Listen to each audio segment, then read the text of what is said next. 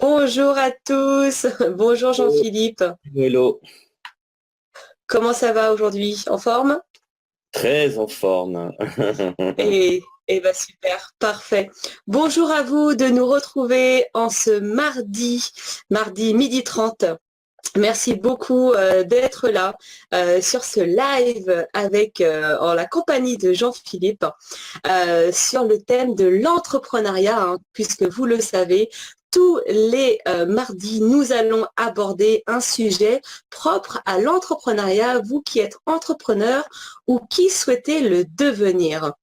Alors aujourd'hui, le thème est assez intéressant, je trouve de ma part, hein, puisque on va aborder quelque chose qui nous permet justement d'atteindre le succès que nous désirons tous. C'est l'attitude. Et pour vous aujourd'hui, nous allons aborder 3 attitudes gagnantes, n'est-ce pas Jean-Philippe?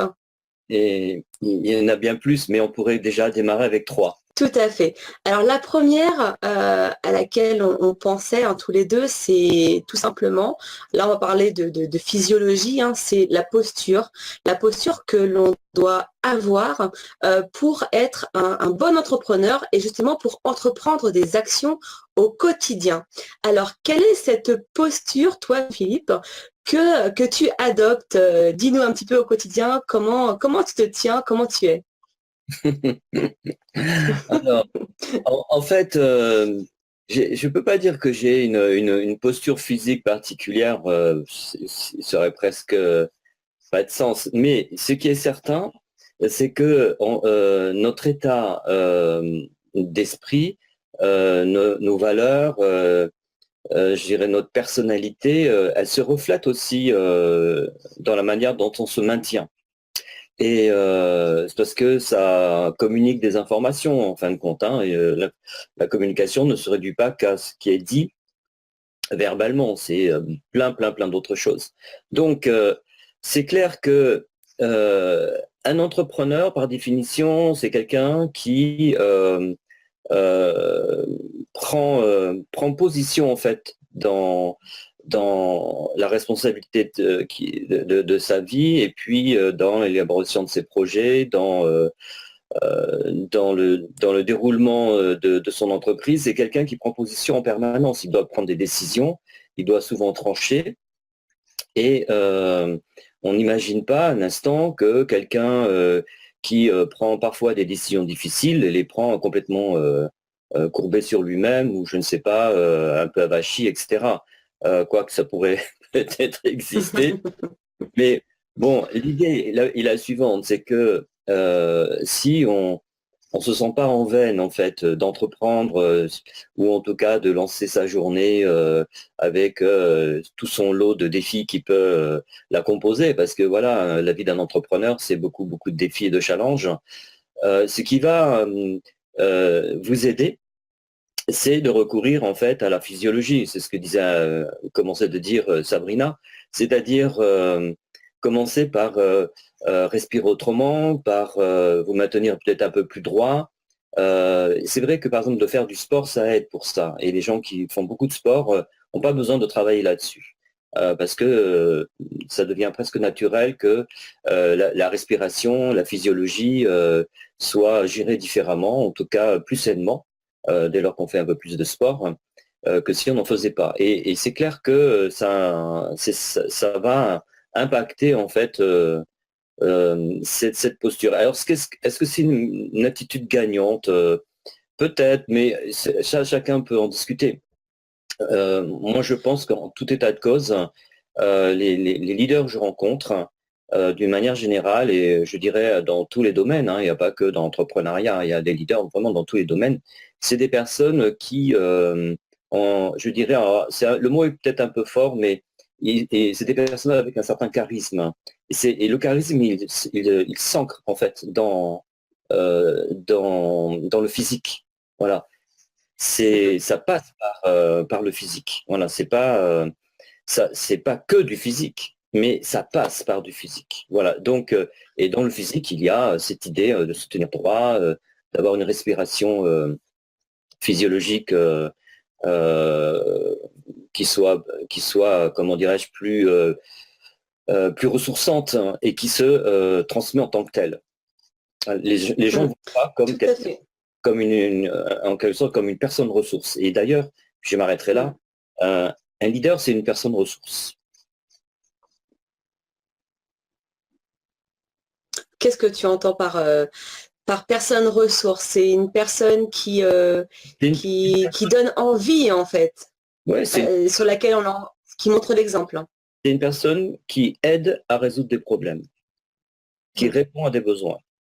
Un entrepreneur, c'est quelqu'un qui propose de répondre à des besoins. Donc, c'est traversé par des problématiques, par des difficultés que les gens en général peuvent vivre, ou en tout cas que sa clientèle peut connaître. Et c'est donc déjà, de ce point de vue-là, c'est une personnalité qui peut devenir une personne ressource. Mais on devient une personne ressource aussi vis-à-vis de ses collaborateurs, vis-à-vis de son entourage, à travers tout ce qu'on peut communiquer de notre sagesse personnelle. Et on a tous une sagesse personnelle à travers l'expérience que l'on a de la vie, de l'expérience professionnelle qu'on a capitalisée pendant très très longtemps. Tout ça fait en fin de compte un super matériau qui aide les gens à cheminer aussi de leur côté parce que on peut, et ça et là, apporter des réponses aux autres. Tout Et un à leader, fait. un vrai entrepreneur, c'est un leader. Mm. Et c'est une personne qui montre le chemin. Et donc, de ce point de vue-là, c'est une personne de ressources. Mm. La différence entre un leader et un manager, elle est importante, hein. Le manager, j'aime bien donner cette idée, faire la différence entre un manager et un leader, c'est que on peut imaginer par exemple une équipe de personnes dans une forêt vierge, perdue, et ils cherchent à rejoindre la côte, et ils n'ont pas d'instrument, ils n'ont pas de boussole, ils n'ont rien. Et le manager, c'est quelqu'un qui va dire et qui va prendre la décision à la place du groupe en disant, nous, on va aller dans cette direction. Mais il ne sait pas plus que les autres, où il va vraiment. Il a une intuition, on va aller dans cette direction. Et par conséquent, le groupe le suit. Voilà, s'il prend la décision à la place du groupe. Le leader, c'est quelqu'un qui va monter à l'arbre le plus haut, il va monter, il va grimper jusqu'au sommet de l'arbre, et lui, il va voir la mer, il la voit à la côte. Et il dit à tout le monde qui est en bas de l'arbre, c'est dans cette direction. Et lui, il a une vision. En fait, ce que je veux dire, c'est que le leader, il a une vision. Mhm. Et alors que le manager est beaucoup plus dans la réflexion, la rationalité, voilà. Le leader a une vision, et c'est en ceci que c'est aussi une personne ressource. Et on sait que la vision, elle est primordiale justement à sa réussite dans n'importe quel domaine d'activité. Ouais, il faut Tout avoir à fait. une image mentale très claire Mm. que l'on veut atteindre. Mm. C'est ça. Et Ouais. d'ailleurs, on parlait de posture au début de ce live.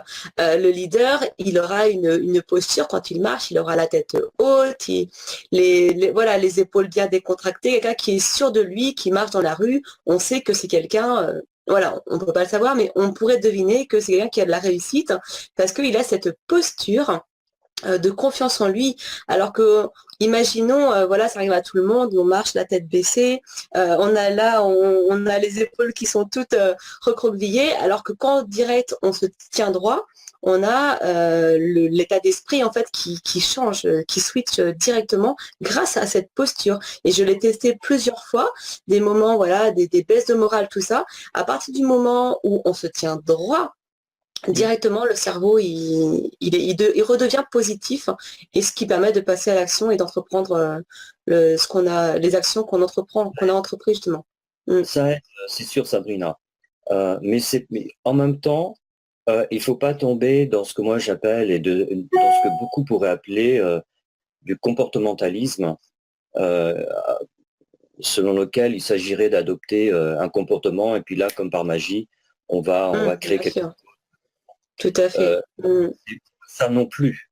Mais Mm. c'est vrai, souvent, pour se requinquer, pour faire face à une situation difficile, de se remettre en position physique je dirais ça comme ça, c'est pas excessif dans ma bouche, hein, en position physique de combat, ça va Mm. aider. Mm. Voilà. Mais c'est pas ça qui fait un leader ou Tout un à fait. entrepreneur. tout à fait. Et c'est un des moyens, en tout cas, d'accéder plus facilement à ce leadership. Il y a un deuxième élément intéressant à aborder aujourd'hui en tant qu'entrepreneur, et vous aussi qui nous regardez, n'hésitez pas, si ça vous plaît, vous likez, vous mettez des commentaires, comme ça on peut interagir avec vous, n'hésitez vraiment pas, c'est avec grand plaisir. Deuxième élément, c'est surtout d'être aligné avec ce qu'on dit de faire.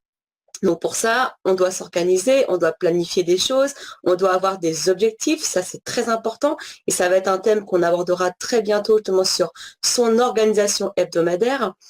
Et par rapport à ça, c'est bien faire ce qu'on a dit de faire et pas s'éparpiller parce que voilà, l'entrepreneur, il doit rester sur les actions qu'il a entreprises. Et ça c'est important de faire tout ça pour être aligné avec soi. Qu'est-ce que tu en dis? Alors, c'est vrai que c'est une vraie attitude gagnante, par contre, qui caractérise les entrepreneurs qui s'en sortent, en fait. Parce que voilà, il y en a qui s'en sortent pas, mais c'est la fiabilité. Voilà. Il faut être fiable. Qu'est-ce que ça veut dire être fiable? Ça veut dire que il faut quand même tendre vers faire ce qu'on dit. Voilà. Quand on dit, on le fait. Voilà. Être à l'heure. Quand on donne un rendez-vous à quelqu'un, on est à l'heure. Livrer dans les délais, ce qu'on a promis de livrer, etc., etc. Il y a plein de situations qui relèvent de ce qu'on pourrait appeler la fiabilité. C'est ça, on en revient à la confiance. Un leader, pour qu'on ait envie de le suivre, on doit avoir confiance en lui et ça passe par tout ça. Et tu as totalement raison. C'est clair que si vous voulez que les gens vous suivent, il faut vous interroger sur votre degré de fiabilité. Voilà. Et c'est assez clair que beaucoup de personnes ont un degré presque inconscient d'ailleurs. Elles ne le réalisent pas. Elles ont un degré de fiabilité qui est moyen. Voilà. On peut les prendre en défaut de ne pas honorer leurs engagements. Et les engagements c'est dans la vie de tous les jours, quoi. C'est pas des engagements, c'est pas signé au papier. C'est des petits riens de la vie de tous les jours. C'est par exemple, je vais pas rentrer on le voit par exemple dans la vie personnelle ou dans la vie affective. Voilà, il y a beaucoup de gens qui honorent pas du tout leurs engagements vis-à-vis de leur conjointe, etc. Et c'est aussi ça la fiabilité. Bon. Bien sûr.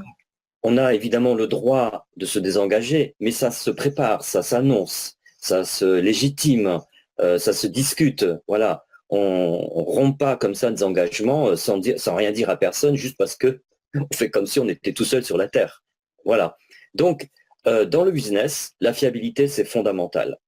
Et on voit effectivement, moi je sais que je vis ça depuis des années, mais c'est presque ça fait partie du paysage. On voit beaucoup de gens avec qui on prend des rendez-vous et ils sont pas là. Je prends par exemple, je connais un médecin spécialiste. Je tairai son nom pour pas qu'il ait des soucis, mais il a une particularité, c'est qu'il prend aucun rendez-vous avec des gens qu'il connaît pas. C'est ouais, rendez-vous. Et en fait, pour prendre un rendez-vous avec lui, il faut être recommandé. C'est-à-dire il faut que ce soit ce médecin qui le recommande. Sinon, il ne prend pas le rendez-vous. Pourquoi? Sur invitation. Ouais, tout à fait. Pourquoi? Parce qu'il y a tellement de gens qui prennent des rendez-vous et qui les honorent pas. Il a fait le calcul, a dit, mais je perds un argent fou, quoi. Les gens, alors qu'il n'a pas ce problème avec les gens qu'il connaît, en fait. Voilà, exactement. Donc, c'est un petit exemple, mais on pourrait, moi je le vis tout le temps, c'est ça. On prend des rendez-vous, ils ne sont pas là. Bon. Oui, bien sûr. Et donc, ça envoie, en fait, quand une personne n'est pas fiable, elle s'envoie à elle-même, finalement, un signal, un message que elle se respecte pas. Parce que au-delà du fait qu'elle respecte pas les autres, c'est surtout elle qui se respecte pas elle-même. Donc, par contre-coup, en fait, le monde ne va pas la respecter. Voilà. Et c'est toujours intéressant. C'est un très très bel exemple. Très bel exemple parce que je crois qu'on est tous confrontés à ce genre de situation, mais je crois que vraiment tous, il n'y a aucune personne qui n'a pas vécu ça, je pense. Oui, oui, oui, tout à fait. Mais c'est vrai que c'est intéressant quand on se pose des questions, par exemple, sur la relation que les autres ont avec nous, c'est souvent le reflet de la relation qu'on a avec soi-même. Mhm. Donc, il faut se poser des questions aussi simples que est-ce que je suis quelqu'un de fiable, quoi. Voilà. Et voilà, on en a un peu parlé, on a survolé parce que là, l'heure passe et Oui. on va dépasser le temps imparti, mais voilà une attitude gagnante que d'être fiable quand on veut se lancer dans un projet. Et quand je parle de se lancer dans un projet, c'est quel qu'il soit, parce que je vais le dire très très souvent, Sabrina, on ne parle pas que des projets entrepreneuriaux, parce que c'est vrai que c'est nous, on est des entrepreneurs, donc on connaît le sujet, mais il faut voir ça dans une acception très très large, parce qu'on peut se lancer dans un projet, par exemple, de faire le tour du monde. Et je peux vous dire que si vous vous lancez dans un projet de faire le tour du monde et que vous le faites et que vous n'êtes pas fiable, vous allez avoir beaucoup de problèmes. Vous êtes C'est ça. du monde C'est ça. quoi. Voilà. Et par rapport à cette fiabilité et du coup à cette confiance, il y a quelque chose que j'ai pris une bonne leçon il y a quelques années de ça, c'est surtout de faire, ne pas faire ce qu'on n'aimerait pas qu'on nous fasse, tout simplement. Et parfois, il y a des situations où je me pose la question, je me dis, ouais, mais non, ça me plaît pas, comment je pourrais faire? Et je me dis, mais est-ce que j'aimerais qu'on me fasse ça? Et du coup, ça permet de réfléchir. Et ça, c'est important. Et je pense, même pour l'éducation des enfants ou pour quoi que ce soit, c'est important qu'on ne fasse pas des choses qu'on n'aimerait pas qu'on nous fasse. Et prendre rendez-vous et ne pas venir, on peut avoir des empêchements, mais ça, c'est quelque chose on peut l'accepter une fois, deux fois, mais après, il y a un moment où stop, c'est pas acceptable. Et je pense qu'on devrait tous se poser cette question, est-ce que j'aimerais qu'on me le fasse? Et ça change beaucoup de choses et c'est une attitude qui est importante et intéressante. Il faut y réfléchir en tout cas, je pense. Oui, en fait, plus largement, moi, je parlerai d'intégrité. Donc, on Mm, a la fiabilité, qui est une attitude gagnante, mais aussi l'intégrité. Et mm, l'intégrité, c'est notamment les valeurs morales. Alors, on ne va pas discuter de ce que c'est que la morale là maintenant, parce que chacun a la sienne, hein, j'en disconviens pas. Mais quand même, il y a une morale commune qui s'applique quand même à l'immense majorité des êtres humains sur cette planète.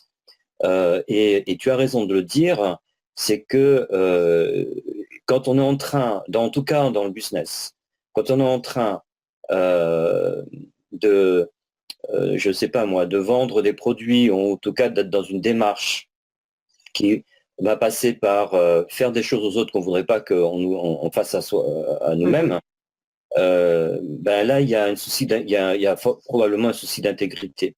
C'est vrai que l'honnêteté intellectuelle, hein, mais comme l'honnêteté économique, aujourd'hui, peut-être plus qu'avant, va devenir partie prenante en fait du succès entrepreneurial, je pense. Peut-être que je me trompe, peut-être que je suis trop naïf, hein, je ne sais pas, hein, mais moi j'observe quand même qu'il y a comme ça une frange de la population européenne et américaine de plus en plus grande et de plus en plus consciente.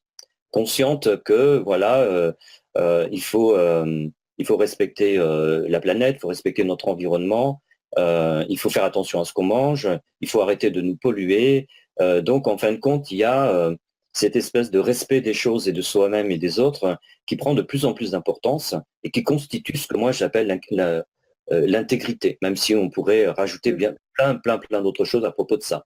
Mais c'est vrai que un entrepreneur intègre, c'est un entrepreneur qui va pas forcément réussir mieux que les autres. Il faut rester quand même lucide, mais qui fabriquera entre guillemets un degré de cohésion beaucoup plus grand autour de lui. C'est-à-dire que finalement, on va finalement servir son projet entrepreneurial. Ce que je veux dire par là, c'est que ce qui est important, c'est pas de lancer comme ça des projets, c'est aussi de savoir et de prendre conscience qu'on ne le fait pas tout seul, on est entouré, et cet entourage professionnel a un certain degré, une certaine qualité de cohésion qui fait que ça impacte directement les résultats. Et si on veut une qualité de cohésion dans une équipe, il faut se poser la question de l'intégrité de l'entrepreneur, du leader. Parce que si Mhm. l'entrepreneur est un affreux Jojo, mais on en voit. On en voit, oui. Les salariés qui l'entourent ou les indépendants qui l'entourent ne sont pas dupes et ils ne sont pas impliqués de la même manière. Voilà, c'est logique. Donc, c'est vrai que c'est une réflexion qu'il faut avoir quand on travaille en équipe, c'est est-ce que finalement nous véhiculons des valeurs? Voilà. Et il y a une marque qui a beaucoup réussi grâce à ça, que tout le monde connaît, c'est Apple. Apple a beaucoup communiqué sur les valeurs, c'est devenu d'ailleurs un modèle de développement. Et c'est vrai que de s'appuyer sur des valeurs, ça aide considérablement, ça favorise en fait ces facteurs de réussite. Voilà. Mais encore une fois, parce qu'il faut rester lucide, on peut rencontrer des entrepreneurs qui sont totalement, qui sont pas du tout intègres, mais pas du tout, et qui réussissent quand même. Et qui réussissent. C'est vrai, c'est vrai, c'est vrai. Ouais. Oui. En tout cas, super. Merci d'avoir été présent sur ce live. Merci pour cet échange, Jean-Philippe. Donc, nous avons abordé 3 attitudes gagnantes donc pour avoir du succès, même s'il y en a d'autres, on pourra aussi en développer au fur et à mesure. En tout cas, 3 attitudes qui sont importantes. Et l'intégrité, l'honnêteté, la confiance, voilà, faire les choses par rapport à ses valeurs, ça c'est quelque chose de très très important, puisque un business, une activité, ça ne se réussit pas seul, on a besoin de chacun de nous pour réussir. Donc merci beaucoup, et puis on se retrouve mardi prochain. Bonjour, voilà, et puis à bientôt Sabrina, merci. Merci. Merci Nathalie, merci, à bientôt, bye.